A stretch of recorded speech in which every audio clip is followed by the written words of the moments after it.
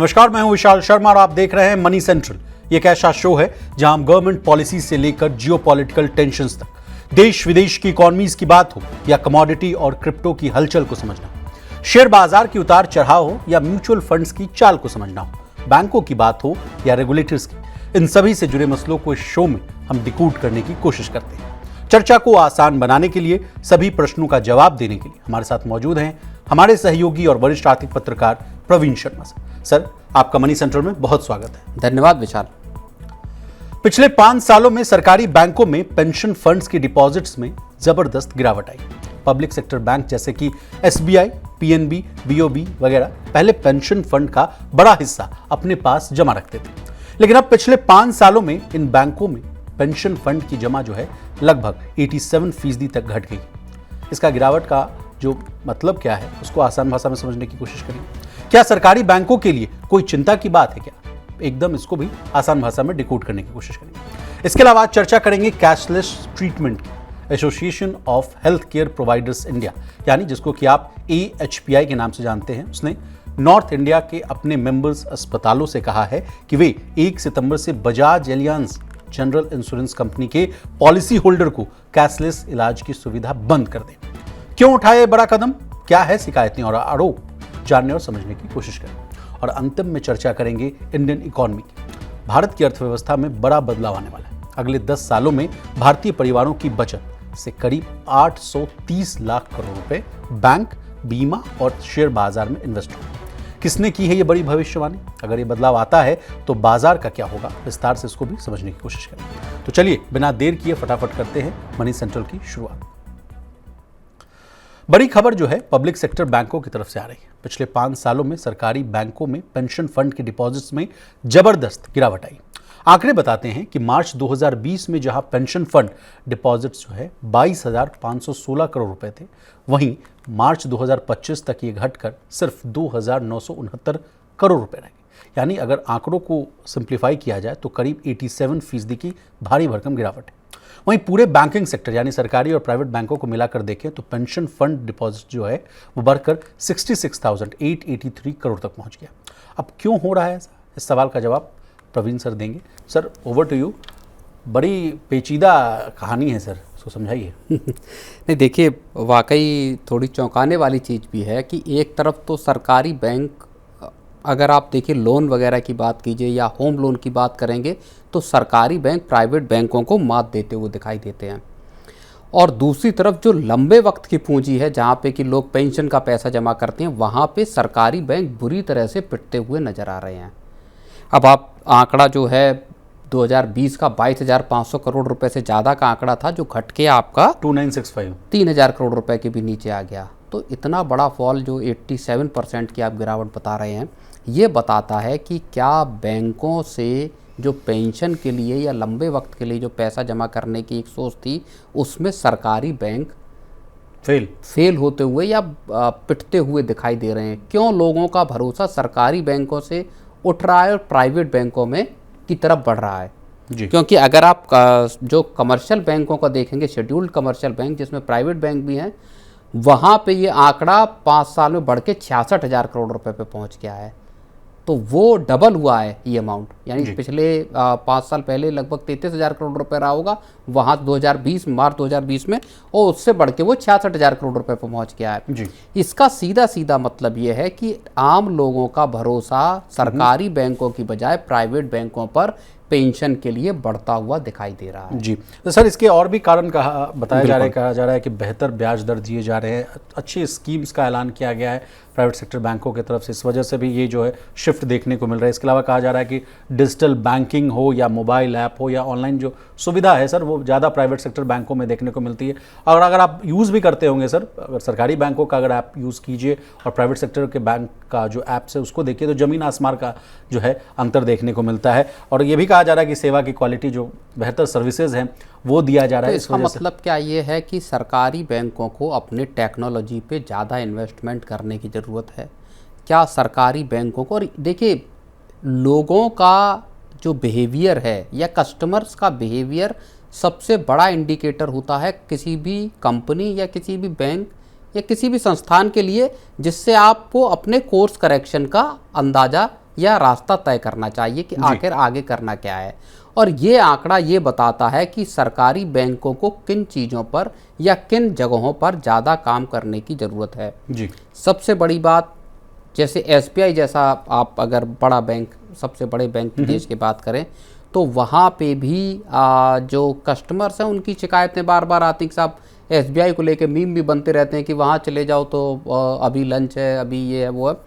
हालांकि बैंकों ने बहुत दुरुस्त भी किया खुद को, लेकिन बात वही आ जाती कि आपको टेक्नोलॉजी पे लंबा चौड़ा इन्वेस्टमेंट करने की ज़रूरत है, आपको कस्टमर फ्रेंडली एनवायरनमेंट या इकोसिस्टम क्रिएट करने की ज़रूरत है।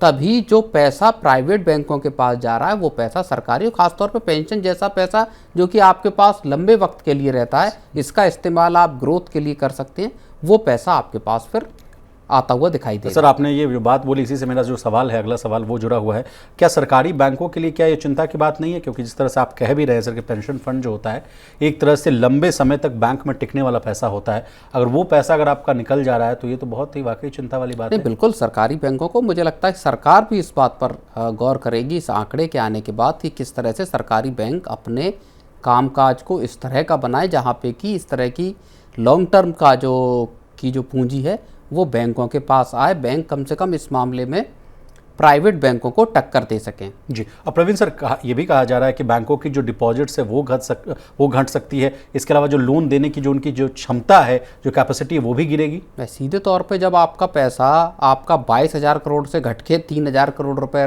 रह गया, तो मतलब 17-18 हज़ार करोड़ रुपए का जो एक तरह का हम कहेंगे कि कमी आई है बैंकों के, तो वो उसी पैसे से जो डिपॉजिट है आपके पास पैसा, उसी पैसे से तो आखिर आप कर्ज बांटते हैं, उसी पैसे से तो आप ब्याज अर्न करते हैं, तो फिर वो पूरी की पूरी कहानी आपकी इंटरेस्ट इनकम पर और इन सारी चीज़ों पर आके अटक जाती है। और सर लास्ट सवाल, क्या करना चाहिए फिर सरकारी बैंकों को ताकि ये पैसा फिर से उनकी तरफ मोबिलाइज हो सके? सरकारी बैंकों को देखिए 2 काम सबसे तेज़ी से करने होंगे। एक तो कस्टमर फ्रेंडली एनवायरनमेंट बनाना होगा जहाँ पे कि जिस तरह के अप्रोच के साथ प्राइवेट बैंक आगे निकलते हुए दिखाई देते हैं वहाँ काम करना होगा। दूसरा बात, टेक्नोलॉजी पे और ज़्यादा इन्वेस्टमेंट करना होगा। ऐप्स हों, इंटरनेट बैंकिंग हो, मोबाइल बैंकिंग हो, इन सबको बहुत ज़्यादा आसान बनाने की ज़रूरत है बैंकों को, यूज़र फ्रेंडली बनाने की ज़रूरत है बैंक। चलिए सर आगे बढ़ते हैं। देश भर के 15,000 हॉस्पिटल्स और हेल्थ इंस्टीट्यूट्स में अब बजाज एलियांज जनरल इंश्योरेंस के हेल्थ इंश्योरेंस से इलाज कराने वालों की मुश्किलें बढ़ने वाली। पीटीआई की रिपोर्ट के मुताबिक इन अस्पतालों का प्रतिनिधित्व करने वाले संगठन यानी association of health care providers India यानी AHPI ने फैसला किया है कि इसके सदस्य यानी मेंबर्स जो हैं 1 सितंबर से बजाज एलियांज के पॉलिसी धारकों को कैशलेस ट्रीटमेंट की सुविधा नहीं दें। क्यों उठाया गया है ये बड़ा कदम, क्या है शिकायतें और आरोप, इस पूरे मामले पर बजाज एलियांज ने क्या कहा, पूरे मसले को डिकोड करते हैं प्रवीण सर से। सर ये कैशलेस ट्रीटमेंट वाला जो लफड़ा है ये तो काफ़ी दिनों से चला रहा है सर। हाँ बिल्कुल, देखिए ये क्राइसिस बहुत लंबे समय से पैदा हो रही थी और अब आके वो एक क्राइसिस अपनी शक्ल लेती हुई दिखाई दे रही है जी। 20,000 के आसपास हॉस्पिटल्स हैं जो association of health care providers India के दायरे में आते हैं। अब इन्होंने साफ तौर पे कह दिया है कि आप जो बजाज एलियांज है इनके कैशलेस फैसिलिटी इनको मुहैया नहीं कराएंगे। 1 सितंबर 2025 से ही ये सुविधा मिलना आम लोगों को मतलब अगले महीने से सर, अगले महीने से ये सुविधा मिलना बंद हो जाएगी। अब इसका इम्पैक्ट सीधा किस पे पड़ने वाला है? इम्पैक्ट इसका सीधा पड़ने वाला न तो अस्पतालों का कुछ जा रहा, ना बीमा कंपनियों का कुछ जा रहा। किसी एक बीमा कंपनी की बात नहीं करूँगा सर, मैं न्यूज़ रूम में इस बात को लेकर उठा था, इस मुद्दे को लेकर उठाया था मुद्दा, तो उसमें कई बातें सामने आई। कहा गया कि इसके पहले भी सर स्टार हेल्थ को लेकर भी कहा गया कि गुजरात में इसको बैन कर दिया गया था। कहा गया था कि इन्होंने भी बहुत खाना खाने के भी है, हाँ केयर हेल्थ इंश्योरेंस पर भी कहा जा रहा है कि अगली तलवार यहाँ पे भी लटक सकती है। हाँ बिल्कुल, सभी लेके जो आपका association of health care providers हैं उन्होंने कह दिया है कि हमने इनको भी चिट्ठी लिख दी है, उनका रिप्लाई जो है 29 अगस्त तक अगर नहीं आता तो फिर वहाँ पे भी मामला। तो सर अब समझना आपसे हम चाहेंगे कि टसल क्यों देखने को मिल रहा है? देखिए टसल इस बात को लेके है कि अस्पतालों का कहना है कि जो इलाज की जो महंगाई है वो 7-8% सालाना की दर से बढ़ रही है जी। लेकिन जो बीमा कंपनियां हैं, जो हेल्थ इंश्योरेंस कंपनियां हैं, वो इस हिसाब से उनको भुगतान नहीं कर रही। अब उसमें कंज्यूमेबल्स हैं, दवाएं हैं, बाकी के खर्चे हैं, वो सब अस्पताल चाहते हैं कि इनका जो खर्च, जो महंगाई बढ़ी है साल दर साल, उस हिसाब से बीमा कंपनियां इनको भुगतान करें। बीमा कंपनियां उस हिसाब से भुगतान करने के लिए या तो तैयार नहीं है या चीज़ें बैठ नहीं पा रही, दोनों उनके बीच में। सर बीमा कंपनियों का ये भी आरोप है सर कि जब भी हॉस्पिटल में कोई मतलब पेशेंट जा रहे हैं तो उनसे ये पूछा जाता है कि आपके पास कोई पैनल है या नहीं है, क्योंकि आपके पास इंश्योरेंस है कि नहीं। अगर कह दिया जाता है कि हाँ आपके पास अगर इंश्योरेंस है, तो कहा जाता है कि उनसे ज़्यादा मोटा चार्ज लिया जाता है बनिस्बत की जो कैश से लेकर अपना जो पैसा निकाल कर इलाज करवाते हैं। तो बीमा कंपनियों का कहना है कि जैसे ही हॉस्पिटल्स को पता चल जाता है कि भाई बंदे के पास अगर इंश्योरेंस है, तो वो अच्छा खासा बिल बनाती हैं, जिसका इफेक्ट जो है हमारे बैलेंस शीट पर देखने को मिलता है। इसलिए हम इस चीज़ को मना करते हैं। उनका कहना है कि एक रेगुलेटर बनाइए ताकि कोई जो इस पूरे गोरख धंधे को समझ सके और इस मामले को निपटा सके। बहुत सारे आरोप है सर। ना, बिल्कुल बात ये सही है, और इस तरह की एक्टिविटीज़ अस्पतालों के जरिए भी होती हैं। बीमा कंपनियां भी अपने तरफ से, ऐसा नहीं कि दोनों पक्ष में से कोई एक साफ सुथरा और दूसरा ज़्यादा गड़बड़ी कर रहा है। दोनों की बहुत सारी चीज़ें दोनों की मिली भगत से भी होती हैं, ये भी बात है। लेकिन अल्टीमेटली अगर आप देखेंगे इसमें फंस कौन रहा है, इसमें फंस वो व्यक्ति रहा है जिसने जो साल दर साल प्रीमियम देता है अपने इंश्योरेंस के लिए, और उसके बाद जब उसके घर का कोई व्यक्ति बीमार पड़ता है और जब वो इलाज के लिए अस्पताल जाता है और वहाँ पे अस्पताल कहे कि साहब पहले आप, मान लीजिए किसी के पास 25 लाख की पॉलिसी है और किसी घर में कोई बीमार हुआ और 18-20 या 15-18 लाख जितना भी बिल आया, वो उसका बिल आया अस्पताल का। अब अस्पताल कहे कि आप पहले ये 18 लाख यहाँ जमा कराइए, ये रखें पूरे बिल, इनको ले जाके रीइंबर्स कराइए। रीइंबर्स कराने का जो चक्कर है ना, बहुत लंबी वो खुद बहुत कॉम्प्लेक्स है। वो इतना क्लमजी और इतना टीडियस है कि वो आदमी को खुद परेशान उसमें हो जाए। कितने बार अस्पताल के आप चक्कर लगाएंगे, मोहर लगवाएंगे, मैंने इस चीज़ को देखा है, बड़ा मुश्किल होती है। बहुत लंबे लंबे वक्त के बाद आपको फिर उनके रीइंबर्समेंट मिलते हैं। तो किसी के पास क्या इतनी हैसियत होगी कि 18, 20 या 25 लाख रुपए का इलाज का बिल अपफ्रंट चुकाए और फिर उसके बाद बीमा कंपनी से क्लेम करे। फिर कितना पैसा बीमा कंपनी उसको देती है, ये अलग बात है। तो इस दो पक्षों की लड़ाई में असल में फंस रहे हैं आम कंज्यूमर, जो कि मोटा हेल्थ इंश्योरेंस सबसे मोटा जो है, सबसे महंगा इंश्योरेंस है सर। उनको तो दो तरफा मार पड़ रही है। एक तो वो प्रीमियम भी चुका रहे हैं और जब भर्ती हो रहे हैं तो उसके बाद उनको पैसा भी देना पड़ रहा है, और तीसरी मार ये पड़ रही है सर कि 18% का जीएसटी भी देना पड़ रहा है प्रीमियम पे। जीएसटी का तो चलिए ये है कि मान लीजिए सरकार उस पर लगी है, हो सकता है कि सरकार उसमें चीज़ों को ठीक करती हुई नजर आए, जीएसटी को कम करे। लेकिन किसी के यहाँ इमरजेंसी में कोई व्यक्ति इलाज कराने के लिए गया और आपके पास जब पैसे का आपको इंतजाम करने के लिए बोल दिया जाए, वो ज़्यादा बड़ी क्राइसिस है। हेल्थ मिनिस्ट्री, सरकार को इस मामले में देखना चाहिए, दोनों पक्षों को बुलाए सरकार। ऐसा नहीं कि सरकार दखल दे और कोई कंपनी मना कर दे जी। सरकार अगर चाहे दोनों पक्षों को बुलाए, उनसे कहे कि भाई इस मैटर को रिजॉल्व कीजिए। अच्छे खासे तादाद में जो बजाज अलियांज के भी होंगे और अलग अलग बीमा कंपनियों के। अब हेल्थ इंश्योरेंस लेना असल में सबकी ज़रूरत बन गई है, मजबूरी गई है। इस तरह के लाइफस्टाइल डिजीज़ हैं या दूसरी डिजीज़ेज हैं, तो उसमें लोग हेल्थ इंश्योरेंस लेते हैं। जब आप अस्पताल जाएं फिर फ़ायदा क्या है आपको हेल्थ इंश्योरेंस लेने का जी। तो ये एक ऐसी क्राइसिस है जिसमें, और सोशल मीडिया पे बहुत इसका वो चल रहा है, तो ये एक ऐसी क्राइसिस है जिसमें सरकार को तत्काल असल में इंटरवेंशन करने की ज़रूरत है। और सर मुझे लगता है कि कैशलेस ट्रीटमेंट के वजह से ही लोगों ने इंश्योरेंस को लेना सुनिश्चित किया था, क्योंकि देखिए अगर बात की जाए सर, तो कहा जाता था कि वो तो इंश्योरेंस अगर नहीं भी है तो मान लीजिए चलिएगा, लेकिन ये बहुत अच्छी स्कीम आई गई थी जब कैशलेस, आपको बिना ना पैसा देना ना कुछ, एक कार्ड ले जाइए, भर्ती हो जाइए और उसके बाद आपका सारा इलाज होगा। अगर इसी चीज़ का अगर बेनिफिट अगर यूज़र को ना मिले तो लोग फिर क्यों ही कराएंगे। और ऐसे समय में सर, जब अगर भारत की आबादी के अनुपात में अगर देखा जाए कितने लोग इंश्योरेंस खरीदते हैं, वो भी बहुत नगण्य, बहुत कम है। और जितने कम लोग मान लीजिए इंश्योरेंस ले भी रहे हैं, उनको भी अगर आप फ़ायदा नहीं देंगे तो फिर आप झूठ मूठ का जो बात आप कहते रहते हैं कि फाइनेंशियल लिटरेसी और इंश्योरेंस लिटरेसी की जो आप बात करते रहते हैं। इंश्योरेंस और बैंकिंग दोनों ऐसी चीज़ें जहाँ बहुत सारा कामकाज आपका ट्रस्ट पे चलता है, जहाँ कस्टमर का भरोसा बनाना वो बहुत महत्वपूर्ण है। और इसीलिए बैंकिंग सेक्टर में हम देखते हैं कि आरबीआई के इस तरह के नियम हैं जहाँ पे कि कस्टमर्स को ज़्यादा राहत दी गई, ज़्यादा उनको अधिकार दिए गए ताकि वो उनके हित सुरक्षित रहें। क्योंकि पैसे, और यही बात सीधी सीधी आपके इंश्योरेंस सेक्टर के साथ भी है, जहाँ लोगों का ट्रस्ट है, वहाँ पे अगर ट्रस्ट टूटता है तो वो एक ज़्यादा गंभीर मसला हो जाता है उसमें। जी चलिए सर, आगे बढ़ते हैं। भारत की अर्थव्यवस्था अगले कुछ सालों में काफ़ी तेज रफ्तार से बदलने वाली है। गोल्डमैन सैक्स की रिपोर्ट में कहा गया है कि अगर भारत के घरों से जो पैसा निकलेगा वो सीधे बाजार में पहुंचेगा तो नई जान डाल देगा। रिपोर्ट के मुताबिक आने वाले 10 सालों में भारतीय परिवारों की बचत से यानी डिपॉजिट से करीब 830 लाख करोड़ रुपए बैंक, इंश्योरेंस, शेयर बाजार और पेंशन जैसी योजनाओं में लग जाएंगे। आसान भाषा में कहें तो अब लोग अपना पैसा सिर्फ जमीन, जायदाद या सोने में नहीं बल्कि ऐसी जगह लगाएंगे जहां से उन्हें बेहतर रिटर्न भी मिलेगा और देश की तरक्की में भी उनका कंट्रीब्यूशन होगा यानी योगदान। प्रवीण सर, अगर यह अनुमान सच साबित होता है तो आने वाले सालों में भारत की आर्थिक रफ्तार इतनी तेज हो जाएगी पूरी दुनिया चौंक जाएगी सर।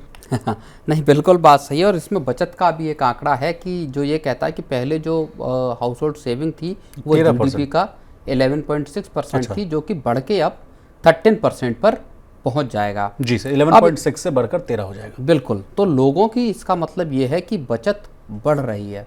और गोल्डमैन सैक्स की ये रिपोर्ट बहुत अहम है, जिसमें एक बड़ी बात ये भी कही है कि आने वाले वक्त में लगभग $1 ट्रिलियन का जो अमाउंट है वो म्यूचुअल फंड्स में और शेयर मार्केट्स में आने वाला है लोगों की बचत का। जी, इसका मतलब ये है कि लोग SIPs ज़्यादा करेंगे। इसका मतलब ये है कि लोग लंबे वक्त के लिए भी आपका शेयर बाज़ार में पैसा लगाएंगे।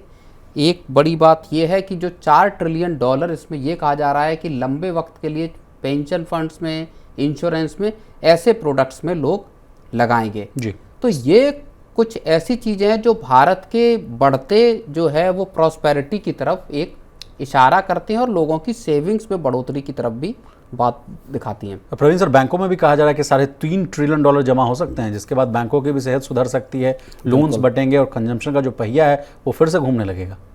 बिल्कुल, $3.5 ट्रिलियन की जो रकम है देखिए, और बैंकों में जो डिपॉजिट है वो स्टॉक मार्केट और म्यूचुअल फंड से ज़्यादा है। एक ये ट्रेंड भी समझने वाला है।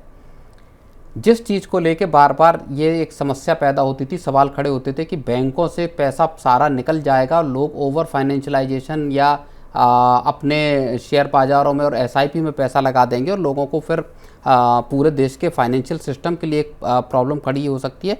उस चीज़ को भी इस रिपोर्ट में कहा गया कि लगभग जब शेयर बाजार और SIP में $1 ट्रिलियन जाएगा तब बैंकों में $3.5 ट्रिलियन की रकम जाएगी। इसका मतलब बैंकों की जो फाइनेंशियल जो हेल्थ है वो भी मजबूत रहने की पूरी उम्मीद है यहाँ से। जी, अब प्रवीण सर, ये भी कहा जा रहा है कि कंपनियों को पैसा जुटाने में बहुत आसानी हो जाएगी। पहले वो विदेशों का मुंह ताकते रहते थे कि भाई वहाँ से पैसा आएगा नहीं आएगा।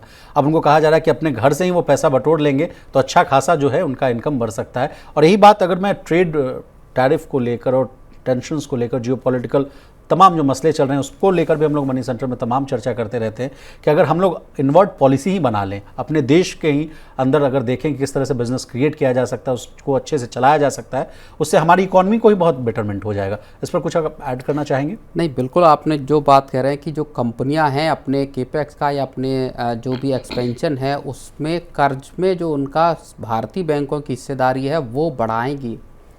ये बात आप एक उदाहरण से ऐसे समझ लीजिए कि अभी खबर जो आई है कि अदानी ग्रुप जो देश के बड़े ग्रुप में से एक है, उनका जो ओवरऑल एक्सपोजर है या जो कर्ज है उसका आधा मतलब 50% हिस्सा भारतीय बैंकों का है और उन्होंने इसको बढ़ाया है। पहले अदानी ग्रुप के कर्जों में विदेशी बैंकों की हिस्सेदारी ज़्यादा थी, अब उन्होंने उसको घटाया, भारतीय बैंकों की हिस्सेदारी बढ़ाई है और वो 50% टोटल डेट का 50% इंडियन बैंक से है। यानी 2 लाख करोड़ के आसपास का कर्जा है उनके ऊपर जी, और 1 लाख वो है, आप कह रहे हैं कि अब भारत के बैंकों का है ना? बिल्कुल। तो अच्छा, बैंकों के पास पूंजी है जिससे कि वो बड़े प्रोजेक्ट्स के लिए, बड़े कॉरपोरेट्स को कर्ज देने के लिए सक्षम है। तो आपको बाहर जाकर कर्ज लेने की ज़रूरत नहीं है, आपको घरेलू बैंकों से कर्ज लेके आप अपने प्रोजेक्ट्स को आगे बढ़ा सकते हैं। और सरकार की जो ईज़ ऑफ डूइंग बिजनेस वाली पॉलिसीज़ हैं उस सब का भी फ़ायदा यहाँ पे मिलता हुआ दिखाई देता है। अच्छा जी सर, और फ़ायदा इन लोगों का भी होगा जो मार्केट एक्सपर्ट है और जो फाइनेंशियल एडवाइज़र, उनकी भी चांदी होने वाली। कहा जा रहा है कि शेयर बाजार में, म्यूचुअल फंड्स में अगर पैसा आएगा तो इन लोगों की भी बल्ले बल्ले होगी। नहीं, बिल्कुल सबका देखिए, जिस तरह से नई पीढ़ी जो है, जिसमें स्टूडेंट्स हैं या जिसमें बहुत कम या पहली जिसकी नौकरी लग रही है, वो व्यक्ति भी स्टॉक मार्केट में या कम से कम एसआईपी करने की शुरुआत कर दे रहे हैं। तो लोगों का में फाइनेंशियल अवेयरनेस का हमने उसको बढ़ते हुए देखा है जी। और इसका फ़ायदा फिर पूरे देश की इकोनॉमी हो, चाहे फिर उसमें एनालिस्ट हों या दूसरे जो लोग हों, वहाँ पूरे की पूरी इकोनॉमी को इसका फ़ायदा मिलने की जी। ब्रोकिंग इंडस्ट्री का भी जो रोना था वो भी बंद हो जाएगा सर। नितिन कामत साहब भी कहते रहते थे कि भाई अब लोग कम ट्रेड कर रहे हैं, बहुत सारे रूल रेगुलेशंस आ गए हैं, हमारा धंधा चौपट हो रहा है, जितना बिजनेस और रेवेन्यू आता था उतना नहीं आ रहा है। तो उनकी भी अब लगता है चांदी होने वाली है सर। हाँ बिल्कुल। डीमैट खाते देखिए, अभी देश में 20 करोड़ के आसपास डीमैट खाते हैं जी, और आबादी है 140 करोड़, और उसमें से बड़ा तबका अगर आप देखेंगे 65-70 करोड़ जो है वो युवा लोग हैं देश में, बल्कि उससे ज़्यादा अगर आप आंकड़ा एग्जैक्ट देखें तो इतने लोग जब बाजार में पैसे लगाएंगे तो अभी तो डीमैट खाते 20 ही करोड़ हैं, 140 करोड़ में सिर्फ 20 करोड़ हैं। तो वो 40 करोड़ भी अगर डीमैट खाते होंगे तब भी अभी संभावनाओं के तो असीम जो है दरवाजे खुले हुए हैं सर। दरवाजे वो चाहे ब्रोकिंग कंपनियां हो, चाहे म्यूचुअल फंड इंडस्ट्री हो, चाहे कंपनियां हो जो मार्केट से पैसा उठाना चाहती हैं आईपीओ के जरिए या दूसरे तरीकों से, उन सब के लिए बड़े मौके भारतीय अर्थव्यवस्था में मिलते हुए दिख रहे हैं। सर एक और एक बड़ी खबर आ रही है, फिच रेटिंग की एक रिपोर्ट आ रही है, ग्लोबल रेटिंग जो है फिच, उनका मानना है कि अमेरिकी टैरिफ का जो भारत की अर्थव्यवस्था पर मामूली असर होगा। रिपोर्ट के मुताबिक कहा जा रहा है कि इसे आखिर में कम भी किया जा सकता है, और फिच ने भारत की जो क्रेडिट रेटिंग है उसको BBB नेगेटिव पर बरकरार रखा है। अब भारत के मजबूत आर्थिक विकास और स्टेबल इकोनॉमी ने इस रेटिंग को सपोर्ट किया, ऐसा कहा जा रहा है। सर इस पर अगर आपको कोई लास्ट कॉमेंट आ जाए। ये देखिए, सरकार ने जिस तरह के कदम उठाए हैं, ट्रंप के टैरिफ के, जिस तरह का भारत पे जवाबी कार्रवाई की, हाँ एक तरह का रिटेलिएशन कोशिश की गई भारत पर 50% टैरिफ लगाने के, और उसके बाद इनिशियली ये लगा कि एक मुश्किल वक्त शुरू हो सकता है देश के लिए, इकोनॉमी के लिए, जॉब्स जा सकती हैं, लेकिन सरकार ने बहुत तेज़ी से उस पर एक्शन लिया है। पूरी की पूरी रीअलाइनमेंट करते हुए गवर्नमेंट दिखाई दी है, चाहे चाइना के साथ नज़दीकी बढ़ाने की बात हो, या रूस के साथ लगातार बैठकों की बात हो, या फिर जीएसटी का एक सबसे बड़ा रिफॉर्म लेके आने की बात हो। 2 बड़े जो रेट्स के ब्रैकेट थे उनको ख़त्म करके 12% और 28% को लोगों को सस्ता सामान देने की जो सरकार कोशिश कर रही, बहुत जल्दी उसको लेके आने की बात है। 3 तारीख को वहाँ से पूरा का पूरा अब गेम बदलता हुआ दिखाई दे रहा है इकोनॉमी के लिए। एक जो झटका लग रहा था, हो सकता वहाँ से एक अपॉर्चुनिटी बनती हुई नजर आए। विशाल, चलिए प्रवीण सर, आपका बहुत शुक्रिया, आपने कीमती समय निकाला, तमाम विषय को बहुत ही आसान भाषा में विस्तार से समझाने की कोशिश की। तो आज के मनी सेंट्रल में बस इतना ही। इसी तरह देश, दुनिया और बिजनेस जगत से जुड़ी तमाम ताज़ा तरीन खबरों के लिए बने रहिए हमारे साथ और देखते रहिए मनी 9।